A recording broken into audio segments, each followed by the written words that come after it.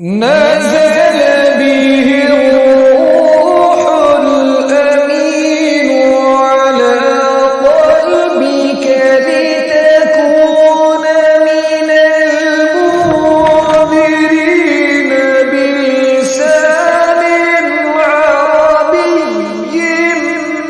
مبين.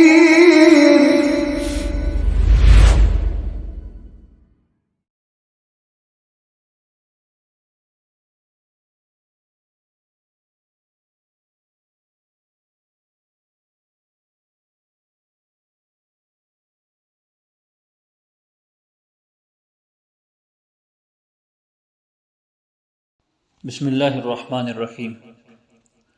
عزیز طلبہ کرام، عربی گرامر کے حوالے سے اب تک ہم یہ پڑھ چکے ہیں کہ بامعنی لفظ جسے کلمہ کہتے ہیں اس کی 3 قسمیں ہیں: اسم، فعل اور حرف. پھر اسم کو مزید 4 کیٹیگریز میں تقسیم کیا گیا ہے، جن میں سے پہلی اسم کی تقسیم حالت کے لحاظ سے تفصیلاً آپ سے بات فرما چکی ہے. آج ہم دوسری تقسیم پڑھیں گے، جنس کے لحاظ سے اسم کی تقسیم. تو جنس کے لحاظ سے اسم کی 2 قسمیں ہیں: مؤنث اور مذکر. جس طرح انسانوں میں، حیوانات میں مؤنث مذکر جنس ہوتی ہے، اس طرح الفاظ میں بھی کچھ الفاظ مؤنث استعمال ہوتے ہیں اور کچھ مذکر استعمال ہوتے ہیں. کوئی شخص اردو سے واقف نہ ہو، وہ اردو بولتے ہوئے مؤنث اور مذکر کی غلطیاں کرے تو ہمیں بڑا عجیب فیل ہوتا ہے. مثلا کہتا ہے کوئی کہ میں نے آسمان دیکھی اور وہاں سے بارش برس رہا تھا، پانی بہہ رہی تھی، سردی محسوس ہو رہا تھا، بھوک بھی لگ رہا تھا، کھانا بھی موجود نہیں تھی. تو اچانک ہمارا نظر ایک آدمی پر پڑا جو بیٹھی رو رہی تھی اور ساتھ ایک عورت کھڑا تھا جو ہنس رہا تھا. اس ساری گفتگو میں نے جتنی غلطیاں بھی کی ہیں وہ جنس کی غلطیاں کی ہیں کہ اسم جتنے استعمال ہوئے ہیں ان کی جنس سے متعلق ضمیر میں نے مذکر کی جگہ مؤنث، مؤنث کی جگہ مذکر استعمال کی. تو ہم بھی جب عربی زبان بولنا یا لکھنا شروع کریں گے اور اسم کی جنس سے واقف نہیں ہوں گے تو اسی طرح کی غلطیاں کریں گے. اس لیے اسم کی جنس کے حوالے سے پہلے بنیادی بات یہ سمجھیں کہ اسم مؤنث کو ہم پہچانیں گے اس کی علامت سے. اردو میں تو کوئی قانون ضابطہ نہیں ہے کہ کس لفظ کو مؤنث استعمال کرنا ہے، کس کو مذکر کرنا ہے. کوئی ہوگا بھی، بہرحال باقاعدہ میرے علم میں نہیں. لیکن عربی میں ہر چیز کا باقاعدہ ضابطہ ہے، فارمولہ ہے. تو مؤنث کو اس کی علامت سے ہم پہچان لیں گے، اور جس میں مؤنث کی علامت نہیں ہوگی وہ مذکر ہوگا. یہ بہت آسان فارمولہ ہے. تو اس سے پہلے کہ میں آپ کو مؤنث کی علامات بتاؤں، ہم مؤنث کی اقسام کے بارے میں کچھ جان لیتے ہیں. مؤنث کی 3 قسمیں ہیں، اور یہ یاد رکھیں کہ یہ جنس مؤنث کی بات نہیں ہو رہی، اسم مؤنث کی بات ہو رہی ہے. یعنی کلام میں استعمال ہونے والا اسم جو بطور مؤنث استعمال ہوتا ہے اس کی 3 قسمیں ہیں. ایک مؤنث حقیقی، دوسرا مؤنث قیاسی اور تیسرا مؤنث سماعی. پہلی قسم جو مؤنث حقیقی ہے، مؤنث حقیقی اس مؤنث کو کہتے ہیں، اس اسم مؤنث کو کہتے ہیں جس کے مقابلے میں کوئی مذکر موجود ہو. مثلا والدہ، مقابلے میں مذکر موجود ہے ابن والد، اختن اخن بہن بھائی، زوجن زوجتن خاوند بیوی، رجل امرأتن مرد عورت، ولدن بنتن لڑکا اور لڑکی. دوسری قسم ہے مؤنث قیاسی. مؤنث قیاسی اس مؤنث کو کہتے ہیں جس میں مؤنث کی اسم مؤنث کی علامات پائی جائیں۔ وہ علامتیں کیا ہیں میں آگے بتاؤں گا، مثالیں بھی وہیں آ جائیں گی۔ اور تیسری قسم ہے مؤنث سماعی۔ یہ تھوڑا مشکل معاملہ ہے، لیکن ہیں یہ گنے چنے چند، اتنی زیادہ مقدار میں اسماء نہیں ہیں۔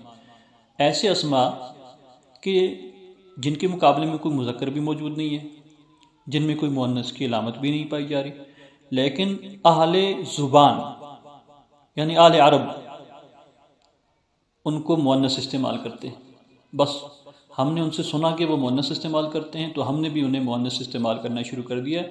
ان کے مؤنث استعمال ہونے کے لیے کوئی قاعدہ کلیہ، کوئی فارمولہ نہیں۔ جو چیزیں کسی ضابطے میں نہیں آتی انہیں سمجھنا تھوڑا مشکل ہوتا ہے، لیکن چونکہ یہ مقدار میں بہت کم ہیں اس لیے آرام سے ذہن نشین ہو جائیں۔ قرآن کریم میں صرف 16 ایسے اسماء استعمال ہوئے جن میں مؤنث کی کوئی علامت بھی نہیں ہے اور ان کے مقابلے میں باقاعدہ کوئی مذکر بھی موجود نہیں ہے، ہیں وہ مؤنث استعمال، جیسے شمس، ارض، سماء وغیرہ وغیرہ۔ مزید مثالیں بھی میں عرض کروں گا انشاءاللہ آگے۔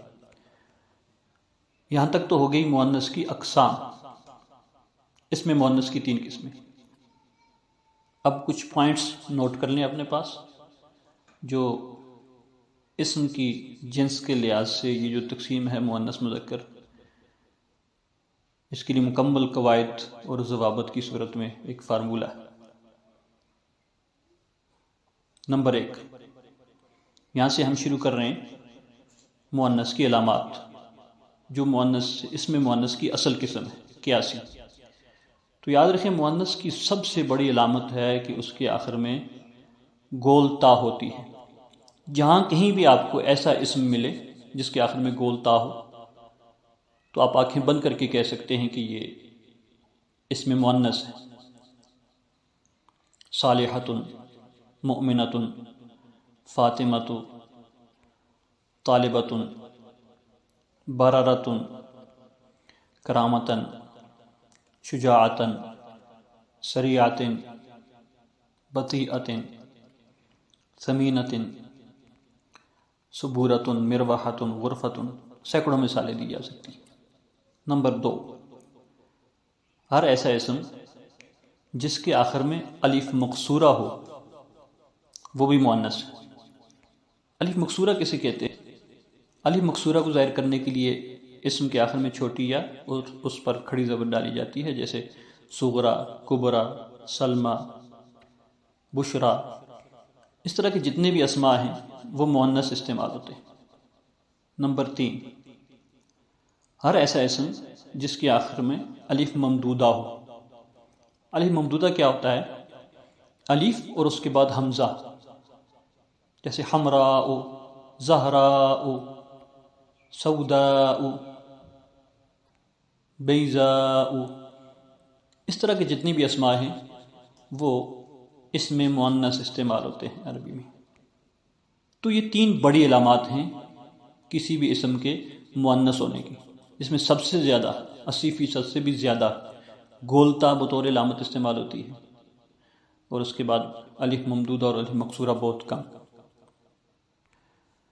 چوتھا پوائنٹ یہ نوٹ کریں کہ ایسا اسم جو عورتوں کے لیے استعمال ہوتا ہے، ظاہر ہے اس میں بے شک کوئی مؤنث کی علامت ہو یا نہ ہو، یا اس کے مقابلے میں کوئی مذکر ہو یا نہ ہو، عورتوں کے لیے استعمال ہونے والا اسم اس میں مؤنث ہی کہلائے گا۔ جیسے اختن، بہن کے لیے یہ لفظ استعمال ہوتا ہے، کوئی مؤنث کی علامت اس میں نہیں ہے۔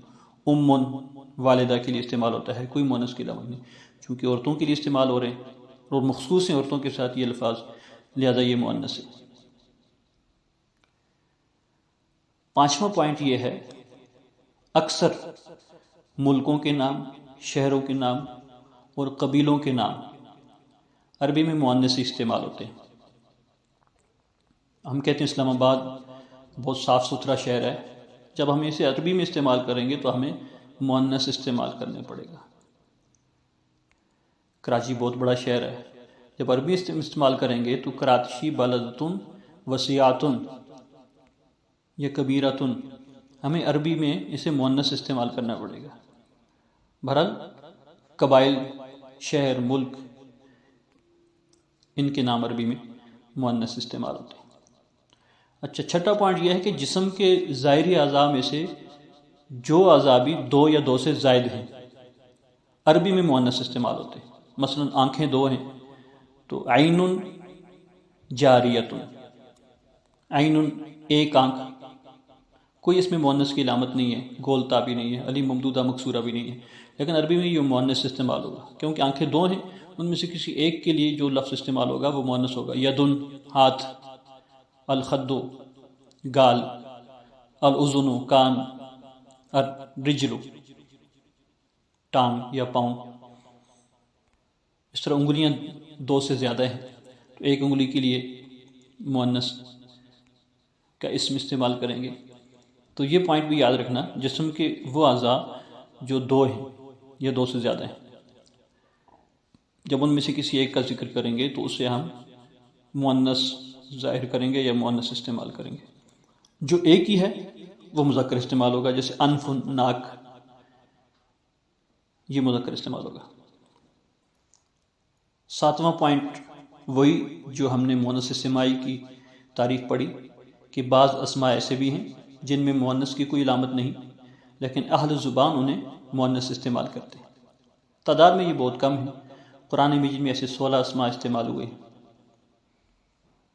مثلا ارض، سماء، شمس، ریح، نفس، سبیل، دار، حرب، عصاء، بئر، نار، خمر۔ یہ ایسے اسماء ہیں نہ تو ان میں کوئی مؤنث کی علامت ہے نہ ان کے مقابلے میں باقاعدہ کوئی مذکر ہے، لیکن یہ عربی میں مؤنث ہی استعمال ہوتے ہیں، قرآن کریم نے بھی انہیں مؤنث استعمال کی۔ تو یہ چند گنے چنے آپ انہیں یاد کر لیں، ذہن نشین کر لیں، ذہن میں رکھ لیں، بس تقریباً یہی 16 17 20 کے لگ بھگ ہیں جو مؤنث استعمال ہوتے ہیں۔ بس مزید جو بھی اسماء مؤنث ہوں گے ان میں مؤنث کی کوئی نہ کوئی علامت موجود ہوگی۔ یہاں تک تو یہ 7 پوائنٹ ہم نے مؤنث کے حوالے سے پڑھے کہ مؤنث کو پہچاننے کے لیے ہمیں ان چیزوں کو ذہن میں رکھنا ہے، بالخصوص پہلے پوائنٹ کو کہ اس کے آخر میں گول تابتی ہے۔ مذکر کو پہچاننے کے لیے صرف 2 ہی علامتیں ہیں بس۔ پہلی علامت یہ ہے کہ ایسے اسماء جن میں مؤنث کی کوئی علامت نہ ہو وہ مذکر ہے، الا یہ کہ وہ مؤنث سماعی نہ ہو، یعنی اہل لغت انہیں مؤنث استعمال نہ کرتے ہو، یعنی سوائے چند گنے چنے اسماء کے جنہیں اہل لغت، اہل عرب مؤنث استعمال کرتے ہیں، باقی تمام ایسے اسماء جن میں مؤنث کی کوئی علامت نہیں ہے وہ مذکر ہے۔ اور دوسرا پوائنٹ یہ، ایسے اسماء جو مذکر کے لیے استعمال ہوتے۔ اچھا، مذکر کے لیے استعمال ہونے والے بعض ایسے اسماء بھی ہیں جن کے آخر میں باقاعدہ گولتا ہے، تو بعض لوگ تو یہ کہتے ہیں کہ عبارت اور کلمے کے لحاظ سے یہ مؤنث ہیں اور نام چونکہ مذکر کا ہے اس لیے مذکر ہیں۔ بہرحال میرے خیال میں صحیح رائے اس کے بارے میں یہ ہے کہ ان کے لیے ضابطہ یہی ہونا چاہیے کہ ایسے اسماء جو مذکر کے لیے استعمال ہوتے ہیں وہ مذکر ہیں، بے شک ان میں گولتا آ رہی ہو، الف ممدودہ مکسور آ رہے ہوں، جیسے طلحہ، تو ایک صحابی ہیں طلحہ بن عبید اللہ رضی اللہ تعالیٰ عنہ، خلیفۃ، علامۃ، ابو ہریرہ، سلمۃ بن عقبہ، اس طرح کئی مذکر یعنی مردوں کے نام ہوتے ہیں اور ان کے آخر میں گولتا آ رہی ہوتی ہے، تو وہ مذکر ہی استعمال ہوں گے۔ تو یہ ہوگی مؤنث مذکر کے حوالے سے ساری تفصیل، امید ہے اچھی طریقے سے آپ سمجھ گئے ہوں گے۔ 7 پوائنٹس مؤنث کے حوالے سے اور 2 پوائنٹس مذکر کے حوالے سے، اور اسی طرح 3 قسمیں مؤنث کی آپ کے سامنے میں نے پیش کر دی ہیں۔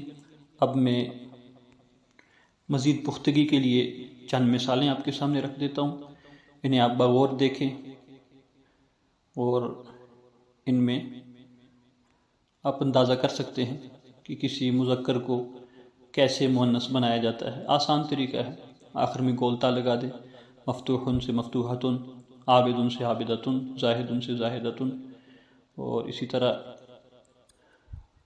جو لوگ ذوق رکھتے ہیں عربی زبان سیکھنے اور بولنے کا، ان کے لیے یہ الفاظ کا ایک ذخیرہ ہے۔ یہ نئے نئے الفاظ آپ کے سامنے آ رہے ہیں جن کے معنی آپ یاد کر سکتے ہیں کہ عربی میں دروازے کو کیا کہتے ہیں، کھڑکی کو کیا کہتے ہیں، روشن دان، پردہ، کمرہ، اس طرح بہت سی چیزیں جو ہمارے عام طور پہ روزمرہ زندگی میں استعمال کی ہیں، ان کے نام ہیں، ان کے معنی ہیں، اور یہ آپ کی مشق کے لیے ہے۔ اس میں آپ نے مذکر اور مؤنث علیحدہ علیحدہ کرنے ہیں، اور ساتھ یہ غور بھی کرنا ہے کہ جو مؤنث ہم نے علیحدہ کیا ہے اس میں مؤنث کی کون سی علامت پائی جا رہی ہے۔ مثال کے طور پر سودا ہے اور اس کا نام ہے، اس میں الف مقصورہ ہے۔ التفاحۃ ہے، سیب، اس میں گولتا مؤنث کی علامت ہے۔ اور اس کے بعد یہ چند سوالات ہیں آپ کے لیے جن کا جواب آپ نے خود تیار کرنا ہے، اور اگر کامنٹس باکس میں آپ جواب دینا چاہیں تو اس کی بھی آپ کو اجازت ہے۔ پہلا سوال ہے اس میں مؤنث کی عربی میں کتنی علامتیں ہیں؟ دوسرا سوال ہے اس میں مذکر اور اس میں مؤنث میں کیا فرق ہے؟ ہر ایک کی 5 مثالیں دے کر یہ فرق واضح کیجیے۔ اور تیسرا سوال ہے الدار، البئر، العین اور الاذن، ان کے مؤنث ہونے کی وجہ کیا ہے؟ علامتیں نہیں پائی جا رہی، وجہ آپ نے بتانی ہے۔ اور چوتھا سوال ہے سودا، سلمہ اور فاطمہ، اس سے پہلے الف لام لگایا جا سکتا ہے یا نہیں؟ اس کا جواب ابھی تک ہم نے نہیں پڑھا، یہ ہم آگے معرفہ نکرہ میں پڑھیں گے۔ بہرحال یہ ذہن میں رکھ لیں، اس کا جواب میں بتا دیتا ہوں۔ جو بھی کسی شخص کا نام ہو اس نام سے پہلے الف لام نہیں لگایا جا سکتا، تفصیل بعد میں آئے گی۔ امید آپ مؤنث اور مذکر کے حوالے سے کافی حد تک آپ سمجھ چکے ہوں گے، اور مشق کے لیے آپ کسی عربی کتاب یا قرآن پاک کا کوئی صفحہ، کوئی صورت لے لیں، اور اس میں سے جو اسماء عربی میں مؤنث استعمال ہوتے ہیں وہ علیحدہ کریں، اور ان کی وجہ بھی تلاش کریں کہ یہ مؤنث ہے اور کیوں مؤنث ہے۔ اب انہیں مؤنث استعمال کیسے کرنا ہے یہ تفصیلات انشاءاللہ بعد میں آئیں گی، جب ہم ایک مکمل جملہ بنانا سیکھ جائیں گے، ترکیب کرنا سیکھ جائیں گے، تو پھر ہمیں ان کا فائدہ پتہ چلے گا کہ کون سا اسم ہے جس کی طرف ہم نے مؤنث کی ضمیر لوٹانی ہے، اور کون سا ہے جس کی طرف ہم نے مذکر کی ضمیر لوٹانی ہے، یا کون سا اسم ہے جس کی ہم نے صفت مؤنث لانی ہے اور کس کی ہم نے صفت مذکر لانی ہے۔ بہرحال آج کے لیے اتنے ہی کافی۔ سبحان اللہ و بحمدہ، سبحانک اللہم و بحمدک، ونشہد ان لا الہ الا انت، نستغفرک و نتوب الیک۔